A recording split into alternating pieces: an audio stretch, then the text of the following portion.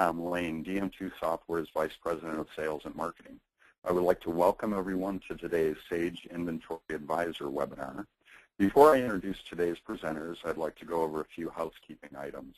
Because of the number of attendees we have on today's webinar, everyone's phones will stay on mute.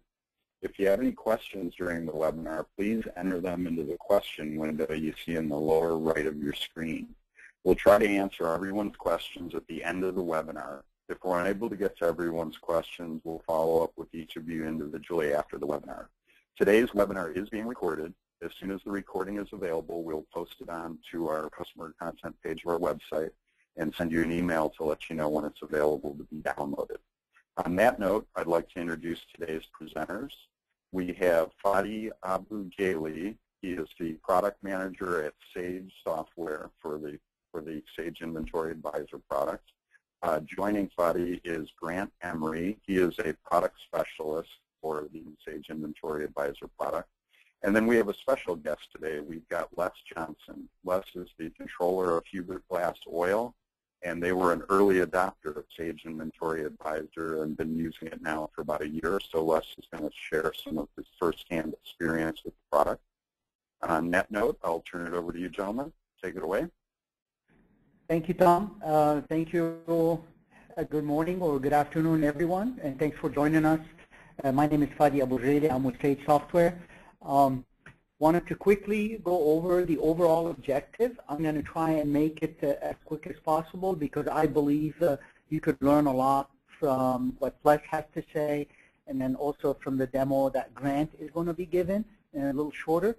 But so I will reduce my time so in order for the gentleman to be able to speak to the experience itself and then answer any questions. With that, pretty much our overall objective is to introduce you to Sage Inventory Advisor, which we believe is a very powerful solution that can deliver and have delivered in many instances on the promise of reducing your excess inventory, your stockouts, your working capital, and you'll hear that firsthand from our guest today. You can also improve your fill rates and your forecasting. So really, overall, this is a great solution that can help you in many ways if you carry inventory in your business. Our agenda today is pretty much to go over some of the customer concerns, or in other words, how did we get to launch this solution? You know, what made us, what ticked, and what made us really want to launch this solution. Quickly, we'll show you how it works. I'll hand it over to Les, who will be talking firsthand about his experience. So I think it's a great opportunity for you to hear from your peers. Grant will then, after Les, will show you a brief demo and show you how the system works and how easy it is. We'll go over quickly the pricing and, if needed, the implementation, but hopefully maybe Les will answer most of your questions. And then last but not least, we'll just conclude with the benefits of what we believe the Inventory Advisor, Sage Inventory Advisor can deliver, and then we'll open it. We'll leave enough time for you to ask questions to the panel. So with that, you know, as part of the thing that we went about before we developed or looked at this product is to really talk to customers. And one of the things we talk to customers, a simple question, informally asking them, you know, what keeps you awake at night? What are some of the concerns that you have? And in particular, we talk to customers who dealt with inventory, who dealt with purchasing and forecasting type of business. And the number one concern came back and they said, you know, we worry about stockouts. 42% of our respondents said stockouts is a big problem for us. It's something that we usually worry about because we don't have the stock at hand, we lose the sale, you know, customers are not happy, they go down the street, buy from our competitors. So as you can see, you know, stockouts is right up there. 37% of them came back and said, look, this is tough, these days are tough, I need some money to free up some of my working capital that I have invested in my inventory, and I need to put it into somewhere else, in a better use, where I can grow the business, where I can invest in those tough times and grow the business. You know, I have way too much money stuck in inventory, specifically more so in inventory that doesn't move, you know. So I need to figure out a way how to free up some of that cash. And last but not least, and you probably all been there before. 21% really spend a lot of time calculating, reordering quantities, doing all kinds of sales orders and forecasting manual tasks. And we all have a lot on our plates these days. So, the last thing you want is just another added manual task to add to your list. So with that, I started thinking, okay, how can I really not justify, but how can I really see if there's other people out there that did some research that really voiced the same type of concern. And interestingly, I stumbled on this third-party survey online that was done earlier this year around February timeframe. And as you can see, the simple question is, well, what are the top business priorities for your business in the next 12 months? And obviously, the top three is a no-brainer. We all are familiar. We've heard them in the past. You want to grow revenue. You want to increase profitability. And also, most importantly, you want to keep customers happy and retain them because it costs a lot of money to acquire new customers. But interestingly enough, to my surprise, the fourth one came as being the better inventory management, which kind of a little bit surprised me, but it makes sense. A lot of people worry about inventory management. It's one of the biggest, if not in some situations, the largest cost item on your balance sheet. As I got to think more and more about this, and I start looking at this graph, I realized that if you really take care of your inventory, if you really manage your inventory really tightly, you can actually take care of the other top three, and you solve them by virtue of just basically doing a better job managing your inventory. So we believe that doing a better inventory management and managing it tightly can help you grow your revenue, because then your stockouts are reduced and you have product to sell. You increase your profitability because now your customers are coming and new customers are coming to buy from you. And it doesn't mean you charge them premium, but just because now you can command a price at no discount. And last but not least, customers are happy. They're coming back to you because you have the product. So when we started thinking about it, we thought about, okay, what kind of product do we want? And we laid out very simple rules. We said we wanted something that is sophisticated, that can do the job, but it's easy to use. This is something we don't want to really encumber the customer, speaking from experience with other type of software. We wanted something new, something that's different from what's out there in the marketplace.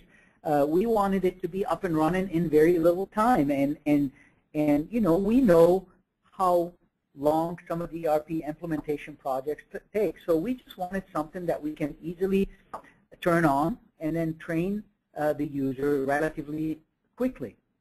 And last but not least, we decided we wanted to get something that can get the job done in a fraction of the time that it takes to do all these manual tasks. And with that, really, we found no better solution than the cloud solution that today is an Inventory Advisor we're talking about today.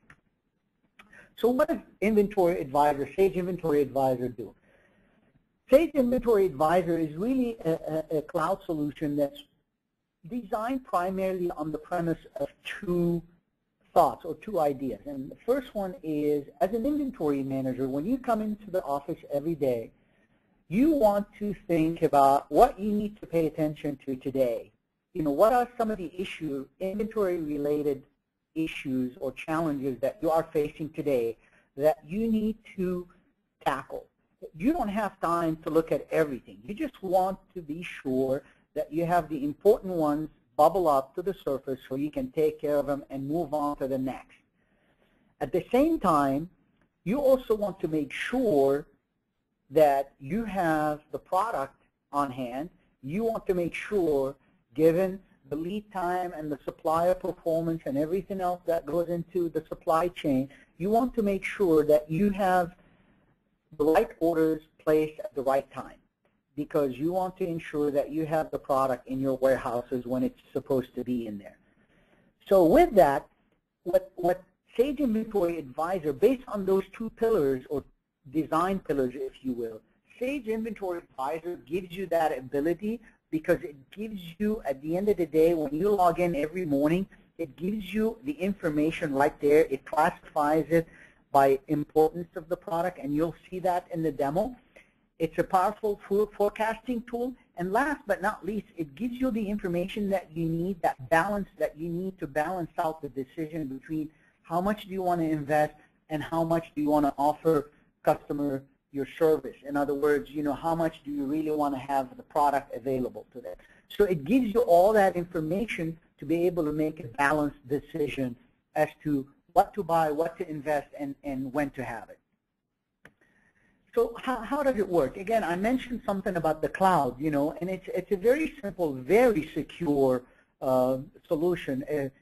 Typically, what Sage Inventory Advisor does is it will connect to your ERP system over the internet, and what it does every night, it goes every night to your ERP system. It fetches or uploads all the data that it needs from your ERP, all the financial data, all the sales data, what's been sold, sales in, sales out, and what have you, and it calculates it overnight. And then when you come back in the morning, you look at it, and you'll have, when you log in, you will see an information dashboard that will put all the metrics that you need to look at. And again, we will go over that in the demo, and Grant will show you what all that information and how you can drill into that information and, start getting answers to some of the questions you may have.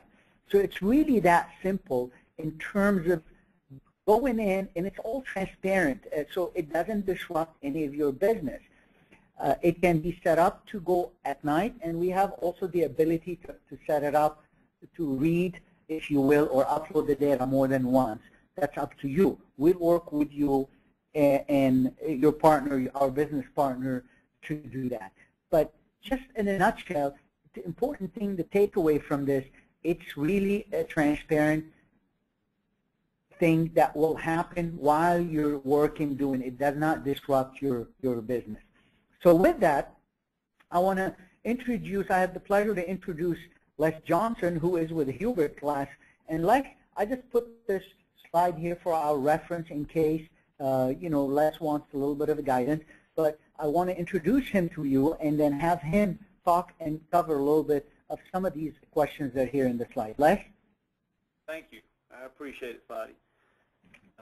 I am going to use the slide that Fadi has shown as the talking points, and one would start with is, what were the challenges that we at Hubert Glass Oil faced?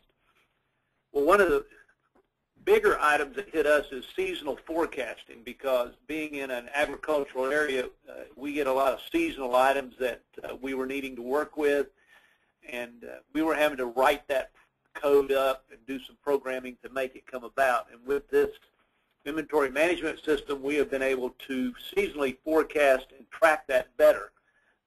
We also do a lot in the regards to repackaging and blending. And one of the problems we had there is trying to forecast down in the repackaging to make sure that we had enough labels, we had enough pails, drums, etc. And with the inventory system, we are now able to track that down to the lowest level and determine graphically as where we need each of these items. It's also assisted us, like in the bill of materials, when we were doing it in our blending side, particularly with the fact that base oils used in various materials, we can now spread that across and know exactly, based on each of our forecasts, how much we're going to need of the base stocks and the various additives and et cetera. So it's been a tremendous help in that regard. And that was a big challenge. The other one that we faced that's interesting when it talks about stockouts in inventory values. Our inventory values we were looking at, and so much of it, you might think you need one item and you're ordering heavier in one and short in the other. This has allowed us to really look at it as we put in the lead times and the movements to better track and maintain inventory value. It's been a tremendous help there. Why did we choose Sage Inventory Advisor? Well, back in 2012, we were looking to come up with a bolt-on or an add-on to the DM2 system to help us better track our inventory. More of a real-time looking at it and helping us forecast, helping us generate our purchase orders. I actually went to Summit, and at Summit I met Grant Emery, who you'll hear from, and he was giving his demo of the system. As I looked at it, I came back to the office, I pulled more, we did some time with them, and determined that it really did provide us what we need, and it's very, very easy, because I'm going to move into that next area. The implementation for us was immensely easy, other than the fact that the system we're on, 4.3, is ProvideX, and I had to learn some ProvideX scripts as well as SQL scripts when you write those, simply because of the version we were on. It went quickly. Within 30 days, or I can't remember, I believe we started September the 25th of that year, and we were up and running by the middle of October and testing it, and went fully live at the end of the month. It just really goes easy. The daily uploads are simplistic. We run them in the evenings. If I want, I rerun them during the day, so we can do, if we've made some major changes, we can get that new look anytime you want. Takes about 30 minutes to run. It runs deltas, so it doesn't run all the time with every bit of the data. It's really, really was an easy system.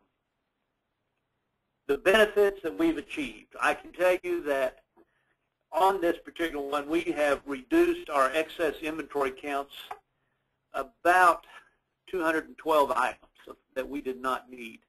And we discovered by doing this, the value of that was pretty heavy. Now, I don't have it broken exactly between those two components, but I can tell you that by reduction of our overall inventory and reducing of the excess stock that we were maintaining, it's somewhere in the neighborhood of the $275,000 to $300,000 that we've been able to pull that down and move it to a more usable stock, particularly in the going into the blending more so. Fill rates, we've improved our fill rates between 2 to 4%, and that's been a very good thing, because we can now pretty much get up in the 97, 98% fill rates of all items to our customers. The forecasting, as I said, has been greatly enhanced because you are able to backload data. So we went all the way back to January of 2010 when we started loading the historical, so we could get a true flow of the seasonality of all of our products. And this has helped us a lot. And then you can adjust your forecasts going forward to say, what if I do this or this, and if I change my mixes, what does it do? The system provides us a suggested inventory ordering points by looking at lead times, safety stocks, orders outstanding, and it forecasts where you should be and what should be your order quantities. Significantly, it has helped our purchasing area.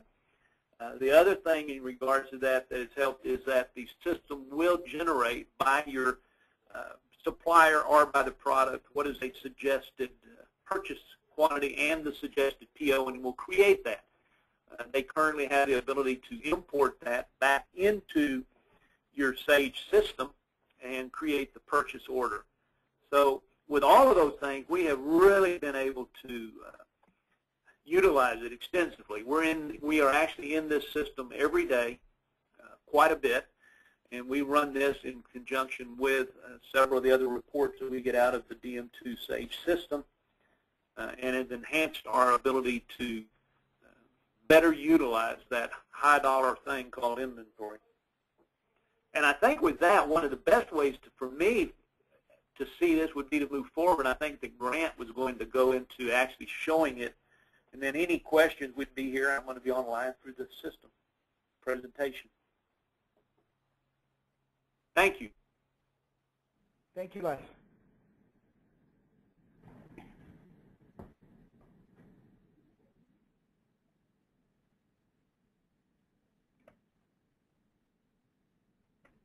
So I think, Grant, you're a presenter now. I am, thank you. Okay, great. Patty, can you see my screen? Yes, we do. Yes, thank you. Okay, great. Les, thank you very much for a very valuable introduction. If I may just elaborate a little bit on the installation. The installation has since then been improved dramatically based on the fact that we now have scripts written going back to version 4.3 on Sage 100. And as a result, we can now do the implementation in a matter of hours.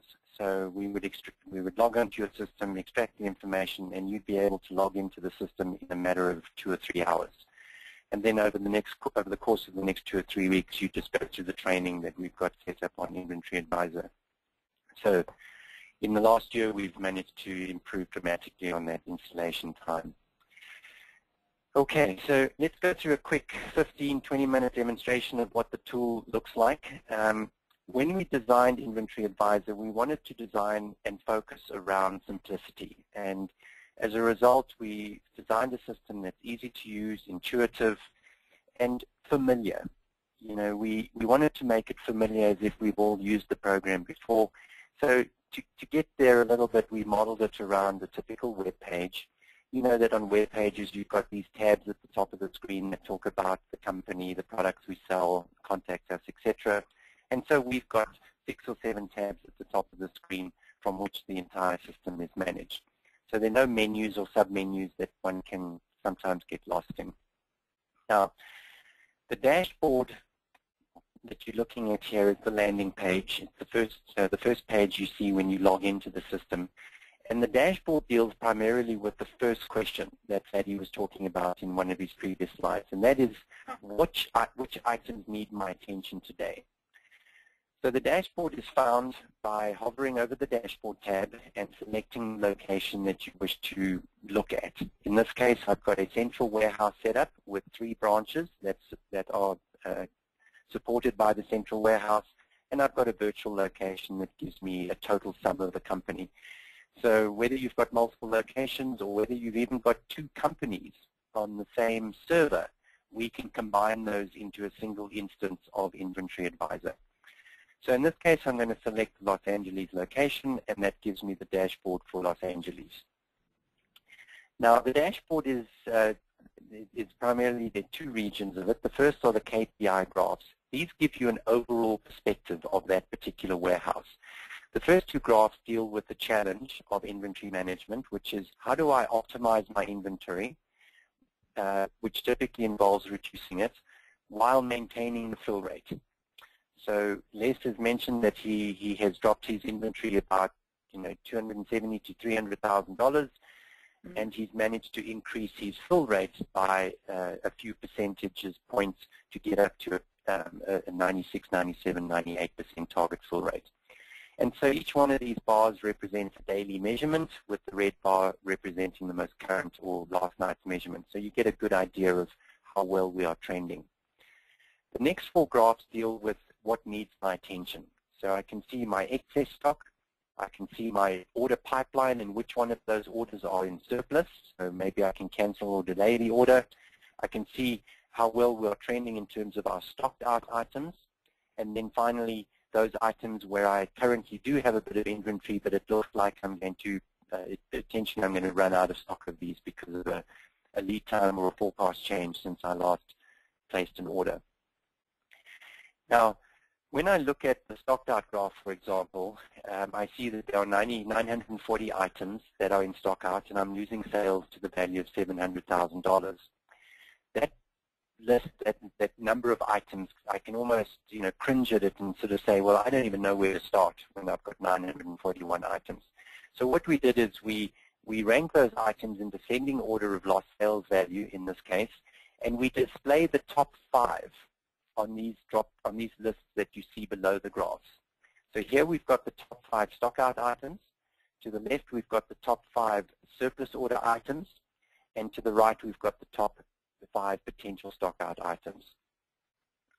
So, and what's quite interesting when you look at these top 5, even though this is only demonstration data, it's very often we see this in customers' data. If by just adding the lost sales for the top 5, we see that that number represents 25 to 30% of the total problem.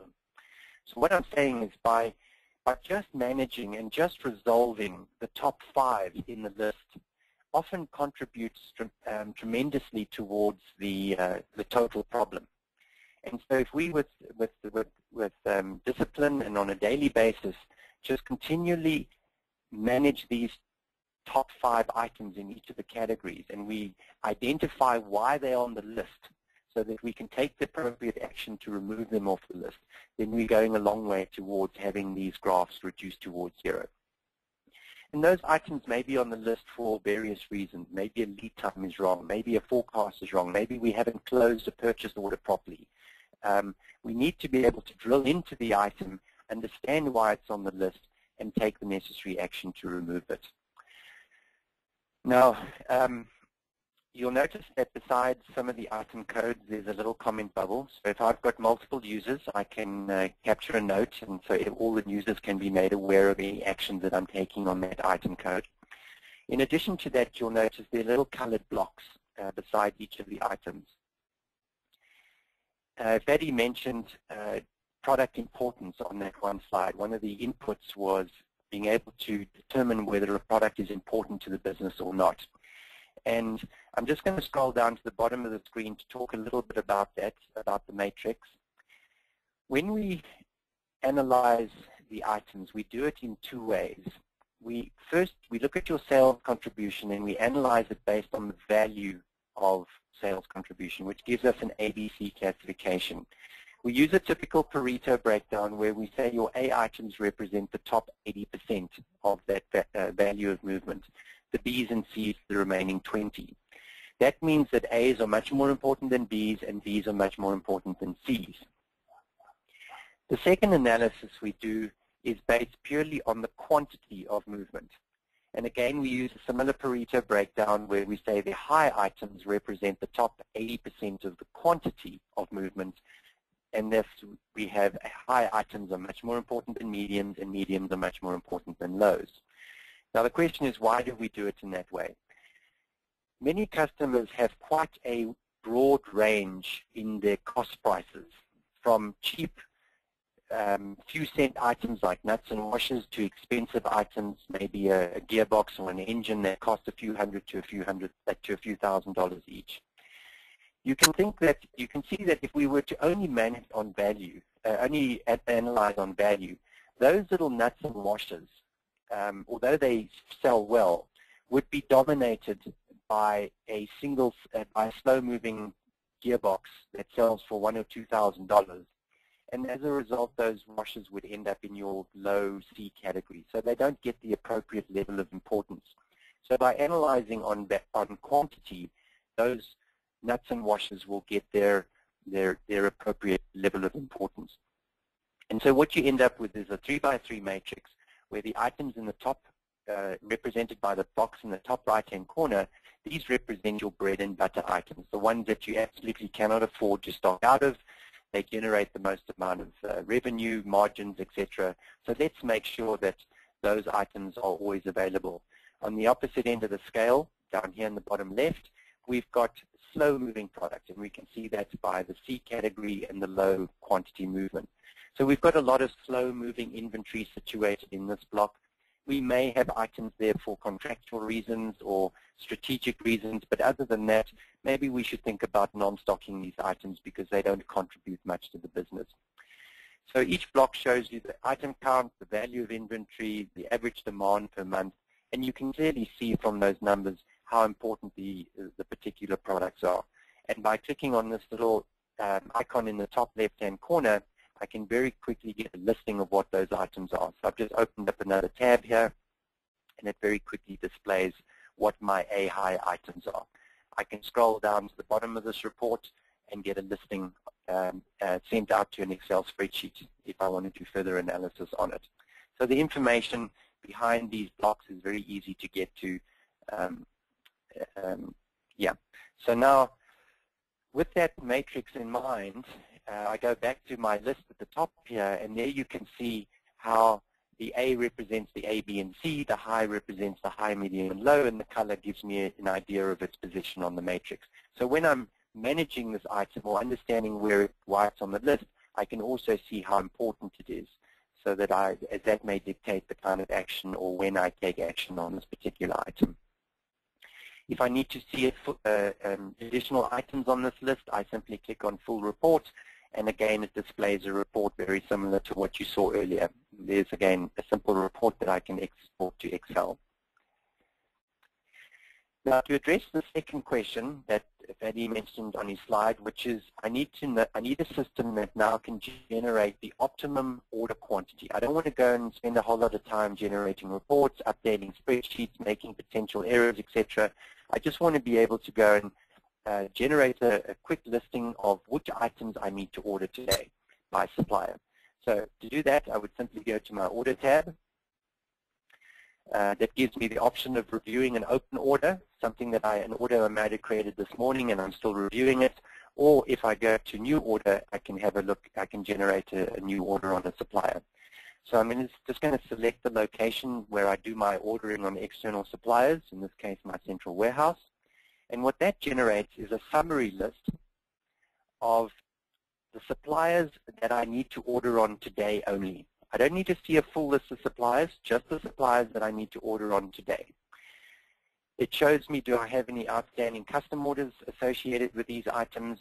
Do I have any open purchase orders and what the quantity and value of those total orders are for that supplier? And then under recommended orders, it's showing me the number of products that I need to order, the quantity and the value of that order. In addition, we can bring in volume and weight measurements if you have further constraints such as needing to fill containers or have certain weight constraints or volume constraints from suppliers. We can bring that in as well. So what the buyer may do is rank on value so that I see my highest order at the top of the list. That's the one I want to deal with first. $6.7 million I need to place today against 9 items or 9 product codes. So I would go across to the left, select the supplier, and click on Create Order. What this generates is our ordering schedule. It's a detailed list of those 9 items that I need to order on. And what we wanted to do here is present you a single screen that allows you to review the inputs to that order. I don't want to be able to bounce around between screens to see how much I've got on stock, what did I sell last year. I just want to see everything on one screen so I can review it and make a quick decision without spending too much time on this item. Because the order that I send to the customer must be the best that I can see, and I don't want to have to go and change this order once it's placed with a supplier. So I want to have an informed decision when I'm placing that order with the supplier. Now, the right half of the ordering report contains the inputs. So here we've got the product importance. There's my matrix with my status of the item. So that may influence whether I fly the product in or buy it from a competitor down the road. I've got my rules engine, which show me the parameters that feed that rules engine, so I can see my lead time in days and in units, my safety stock, my replenishment cycle, which is how much I buy at a time, my on-hand quantity, and I can click on the on-hand quantity to see where this product exists in other locations or warehouses in my company, as well as what the status is of that item. You know, for example, instead of buying product from a supplier, can I not go to Detroit and ask them to transfer their excess stock across to me, and so I can balance my network a little bit. I can hover over the order quantity. It brings up a little box showing me what I currently have on order with a supplier. And then finally, the forecast, a valuable input to the ordering decision. I need to know, you know, what do I think I'm going to sell on this item? So the blue represents the sales, the brown represents the forecast, and if I hover over the graph, a little table pops up with the numbers to give me a sense of scale of that forecast. The top row is meaning sales, middle row is forecast, and then the bottom row is the central warehouse demand. Because I mentioned earlier we've got a central warehouse set up here. This is the demand coming through from my branch locations. So I need to be aware of that demand when I'm placing the order on the supplier. And that's why you see 2 shades of forecast on the forecast graph. With that information reviewed, I can then move across to the left-hand side where it shows me the recommended order quantity, the unit per, the cost per unit, the total value of the order, and if I was to order it today, when would it arrive? Now, a last little piece about this is those supplier constraints. In addition to minimum order quantities and order multiples that are considered in the ordering decision, there is also containers that I need to fill, or I need to meet a certain value or volume of order. So this little table at the bottom gives me a summary of this entire order schedule. 9 items, 38,000 units, $6.7 million in order value. Let's say I need to meet a minimum of 40,000 units as a supply constraint. If I'm going to overwrite what the system's recommending me to buy, and I have to increase that order, then let me rank on this classification so I get my fastest moving products at the top of the list as I've got right now, and I can see that by their position on the matrix. So then I can go across to my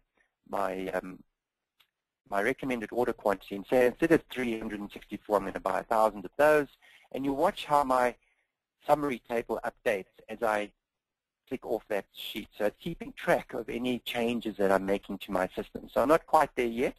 So instead of 500, I'm going to order 1,000 of these. And now I meet my constraint of 40,000 units imposed by the supplier. So now I can go ahead and place these orders with the supplier. Now remember that this information is on the cloud, it's on your browser, so we need to transfer this information back down to your system so that we can import those purchase orders automatically and have them available in your ERP system. And then and we use this little download button at the bottom left here to do that task.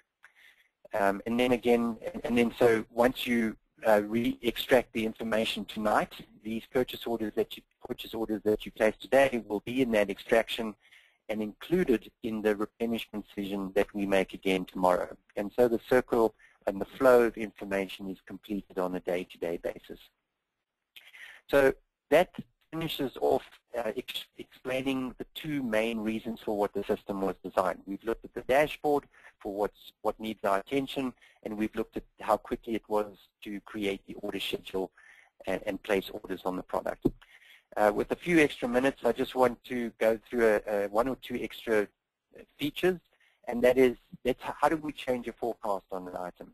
So if I take this item, for example, wherever there is an item code, I can click on the item code and it will drill into the stock inquiry page, which I could also have done by just scrolling to the top of the page and selecting the stock inquiry tab.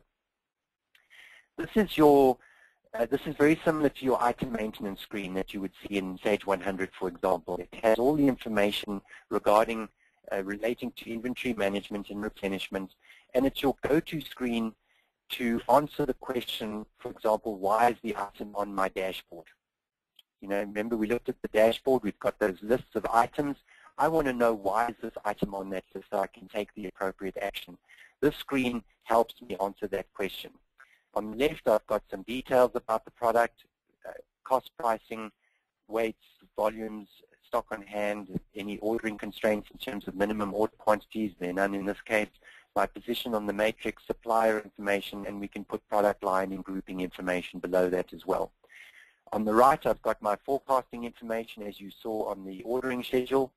Here's the algorithm that was selected that was the best fit for this forecasting engine. And just to add to that, the engine uses about 15 different algorithms which pick up seasonal, increasing or decreasing trends, as well as outliers that will be normalized if they don't repeat themselves. And then it uses an expert method to automatically select which is the best fitting algorithm for this item. And in this case, it found a linear trend with seasonality. Below that, we've got the parameters that feed the rules engine that determine how much safety stock we should hold on every product. Remember, every product has its own risk profile. We don't know what the customer is going to buy from us, and we don't know when the supplier is actually going to deliver. We don't have control over that. So every item has its own risk, and it therefore calculates safety stock per item, per location. We take that information into the center panel, where it helps, where it explains how the min and max levels are calculated. So we look at the consumption in the lead time in terms of days as well as units.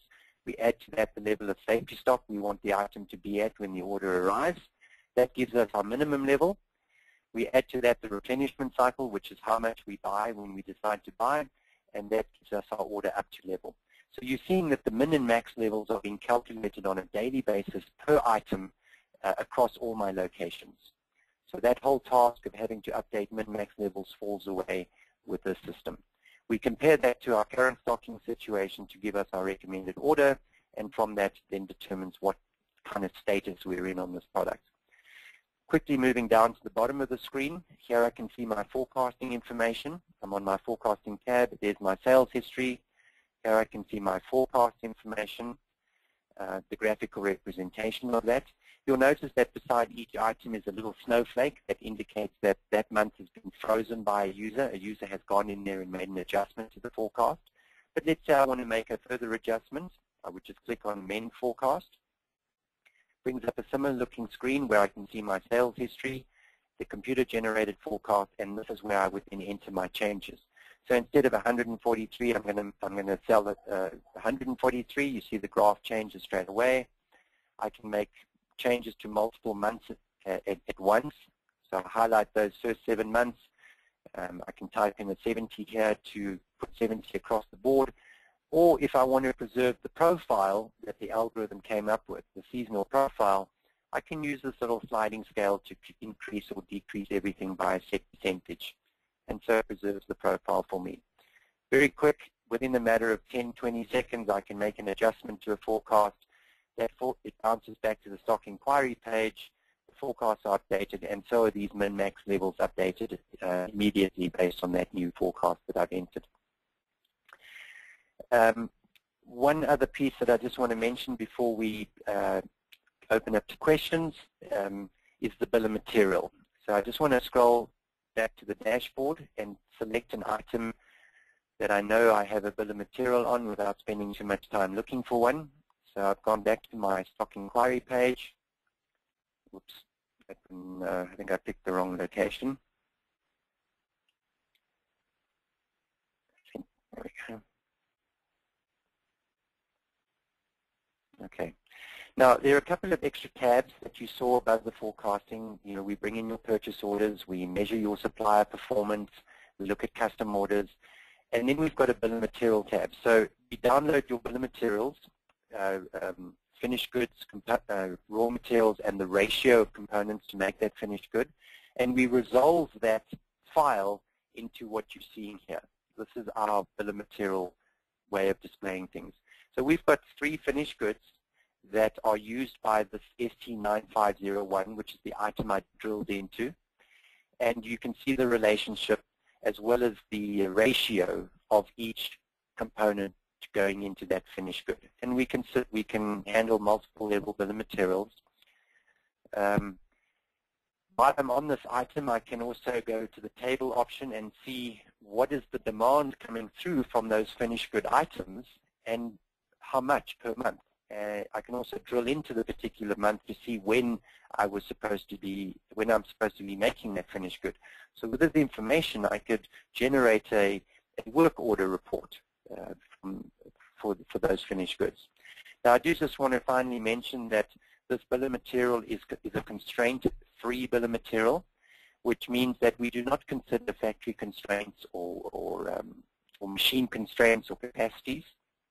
We consider the manufacturing lead time as well as the supplier lead time on the components to blow that demand at the finished good level down through the bill of material structure to calculate when and how much of the components we need to buy.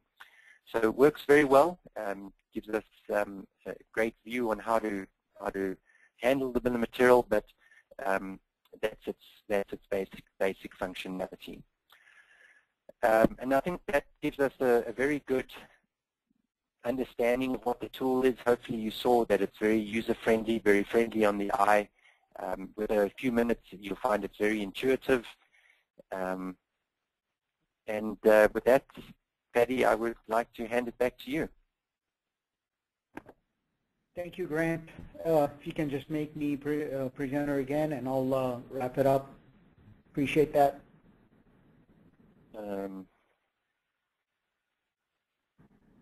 Change presenter, Freddy. All right, great, thanks. Okay. Yeah, I took care of that, no problem.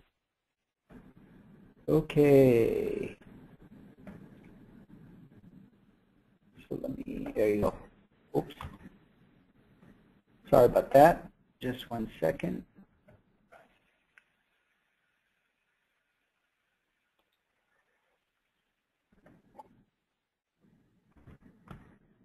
Okay, there you go.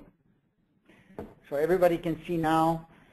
So thank you, Grant, and thanks, Les, for this great knowledge that you just shared with us. This is very good. I hope this is something that you guys are starting to pique your interest. So with that, I wanted to touch briefly on the question that probably most of you have in mind, and which is related to the pricing. So I wanted to go over the pricing, which is a very simple pricing, if you will. First and foremost, the pricing is for unlimited users. So it's up to you however many people you want to give access to. So it's not based on user's license per se. It's unlimited, and it's a monthly subscription fee. It is based, how do we calculate it? We calculate the amount of monthly payment based on how many SKUs by location you have. If you recall in Grant's demo, he showed there were some multiple locations where the customer has visibility to multiple warehouses. So let's say you have 2,000 SKUs, active SKUs. Let me make sure you understand that it's active versus non-active. So if you have 2,000 active SKUs and you say you have 2 warehouses you wanted visibility in, so simply what Sage Inventory Advisor will do is it will take those 2,000, multiply them by the 2 locations, and come up with a term that we call SKU, which is the SKU per location. And based on the amount of SKUs that you have, that's how your monthly subscription is determined. There's also, it starts at $299. So if you have anything up to 5,000 SKUs, you will be paying $299 a month. Also, at the same time, there's a setup fee, upfront fee, and that just simply to turn on the solution and then go through some of the basic training. It does not include any other additional expenses, including what your business partner may have to incur based on your data and extra work that needs to be done before we can really determine that this is good to go.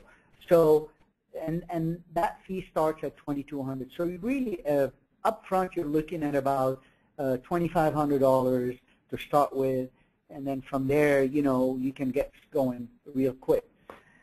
Now, on the implementation side, and you've heard, I know Les made the comment, and I also Grant clarified it, but I'd like to also clarify a little bit more, just from a timing perspective and how much it takes.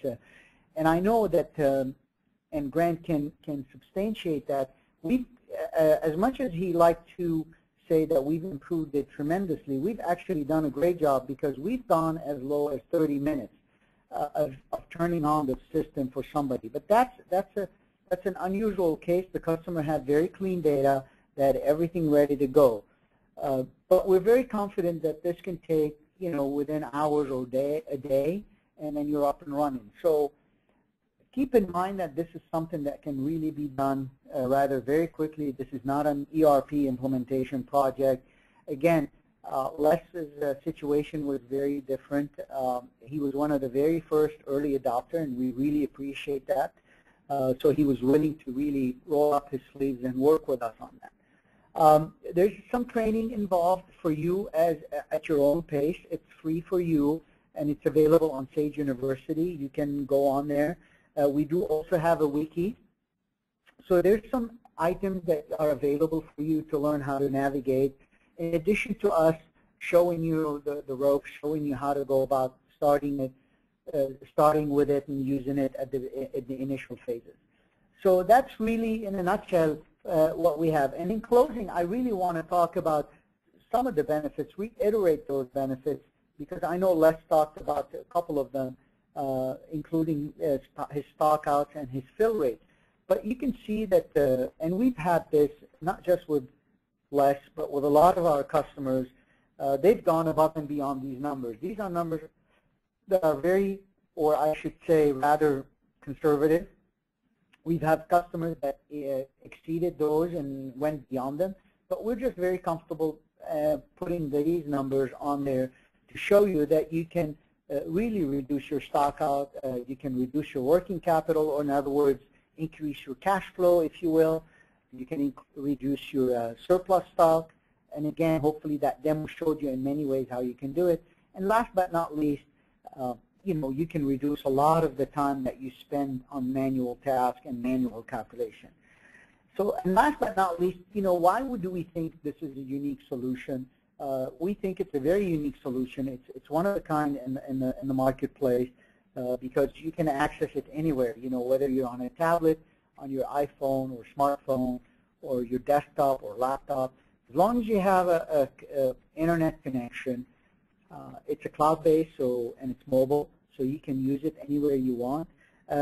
You get instant value. As I said a little earlier, you're turned on in a matter of a day or hours in that, so you really get an instant value. Automatically, your data sinks in. You start seeing immediately your data and have visibility to what's going on with your inventory right away. So we think this is instant gratification. It gives you an instant health check. It tells you right away what you need to look at instantly. It's very easy to use. You saw it, and then, no better than Les's testimony that, it's so easy for him to use it. And I'm sure, and I bet Les hasn't even, explored all of the features, but he's very comfortable using it. And last but not least, it's an affordable solution. So really, we think for $299, and when you look at the benefits, the tangible benefit, this is not a software solution that just makes promises. This is something that delivers tangible results. We think $299 is a rather really fraction of the cost of what you get for the benefit. So with that, I'm just going to leave this here for you to write down in case you need questions. You can talk to Tom about whatever you need to do, any other assets that you need, any information. We'll be more than happy to get it to you. But please, take the time, look at it, talk to Tom, talk to your partner, talk internally and see if this is something that will help you. And with that, I'm just going to open it for questions and discussion. And thank you, Tom. Oh, you're very welcome. Thank you for doing such a nice job. I'm going to switch over for a quick second to plug next month's webinar. Sure.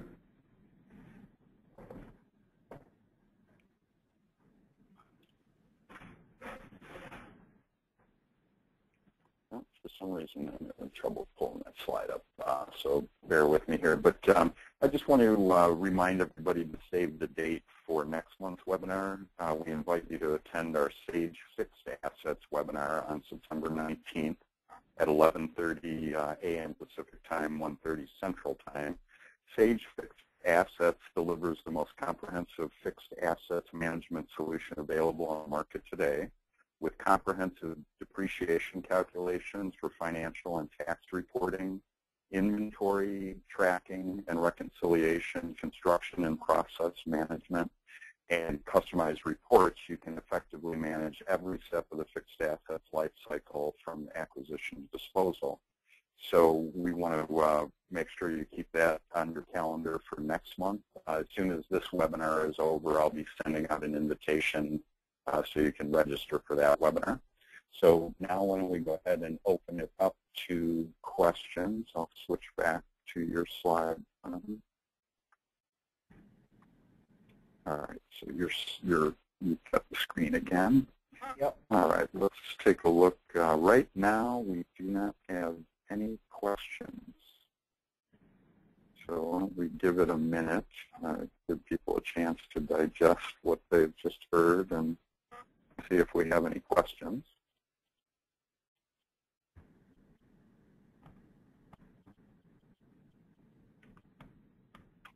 All right, you guys must have done a really good job. Everybody's got all the answers they need.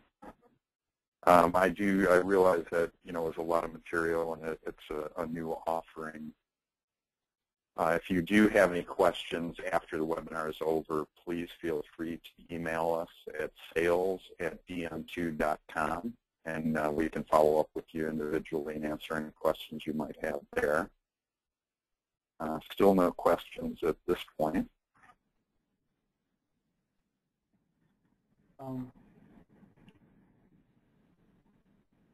I have a question. Let me ask Les, so just we can have a little chat and conversation since we have some time. Les, I know you mentioned something about how easy it is for you to use. Was I correct stating that you still really haven't explored 100% of the system itself, and if you can just a little bit elaborate on that? No, we have not done all the extent, even of what some of what Grant was showing, and it's probably due to the fact that when you bring it in, we were trying to get some immediate utilization, and once you get to that point, you just learn kind of as you go. There's a whole lot of extra stuff there that you can get into that we really need to look at. We do a lot with the graphics. We do like that, and that's how we judge. And one of the things that you can't do with this, we started everything that took snapshots from the day we went live, and we look at it every month, and that's one of our management critiques and judgings is how are we doing every month at our meetings. And that's a real plus because you can see what's going on. It's such an extensive package, really. Sometimes it's overwhelming in that you like to play with it, but work has to go on, so the play sometimes has to be pulled back a little bit. And is it safe to assume that rather it wasn't really that difficult to learn and navigate? And I would suggest, I've got an extensive IT background and such, and I would just make this comment that this was probably the easiest implementation I've ever done. And as Grant said, it's really much easier than it would have been when we did it if we hadn't been on an older version. But it was so easy to put in. It runs so seamlessly.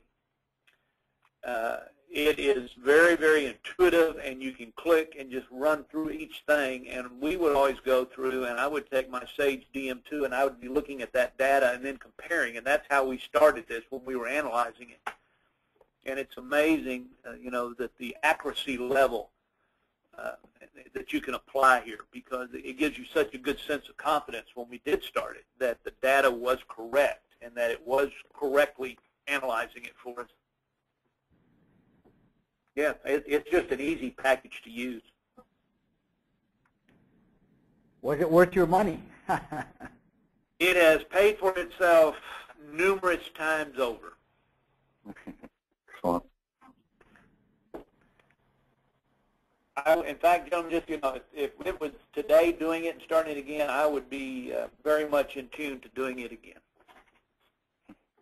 Well, thank you. Great. All right, still no questions from the audience, so why don't we go ahead and wrap things up. Before we do that, I just want to remind everybody today's webinar has been recorded. Once the recording is available, we'll post it along with a copy of today's PowerPoint presentation on our website and send you an email to let you know when they're available to be downloaded. Again, if you think of any questions after the webinar or would like to find out more about Sage Inventory Advisor, please feel free to email us at sales@dm2.com. I'd like to thank Sadie, Grant, and Les for doing such a nice job with today's presentation. So thank you, gentlemen. And I'd like to thank everyone for attending today's Sage Inventory Advisor webinar. That concludes today's webinar. Thank you. Thank you. Thank you, Tom.